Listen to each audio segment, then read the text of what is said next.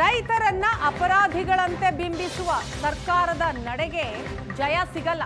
ಬಿಡದಿ ರೈತರ ಜೊತೆಗೆ ನಾವು ಸದಾ ಹೆಗಲಿಗೆ ಹೆಗಲಾಗಿ ನಿಲ್ತೇವೆ. ಬಿಡದಿ ರೈತರ ಕೇಸ್ಗೆ ತಡೆಯಾಜ್ಞೆ ಸಿಕ್ಕ ಬೆನ್ನಲ್ಲೇ ನಿಖಿಲ್ ಕುಮಾರಸ್ವಾಮಿ ಟ್ವೀಟ್ ಮಾಡಿದ್ದಾರೆ.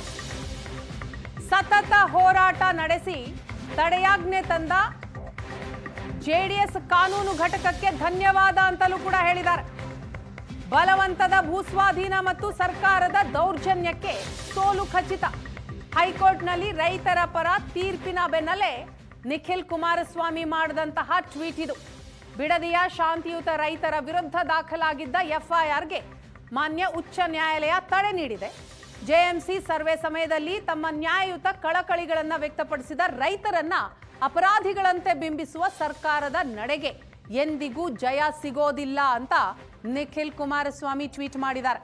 ನ್ಯಾಯಾಲಯದಲ್ಲಿ ಸತತ ಹೋರಾಟ ನಡೆಸಿ ಈ ತಡೆಯಾಜ್ಞೆಯನ್ನ ತಂದಂತಹ ಜೆಡಿಎಸ್ ಕಾನೂನು ಘಟಕ ಹಾಗೂ ನಮ್ಮ ಹೆಮ್ಮೆಯ ವಕೀಲರಿಗೆ ಹೃತ್ಪೂರ್ವಕ ಧನ್ಯವಾದಗಳು. ಬಿಡದಿ ರೈತರ ಜೊತೆ ನಾವು ಸದಾ ಹೆಗಲಿಗೆ ಹೆಗಲಾಗಿ ನಿಲ್ತೇವೆ. ಬಲವಂತದ ಭೂಸ್ವಾಧೀನ ಮತ್ತು ಸರ್ಕಾರದ ದೌರ್ಜನ್ಯಕ್ಕೆ ಸೋಲು ಖಚಿತ ಅಂತ ನಿಖಿಲ್ ಕುಮಾರಸ್ವಾಮಿ ಟ್ವೀಟ್ ಮಾಡಿದ್ದಾರೆ.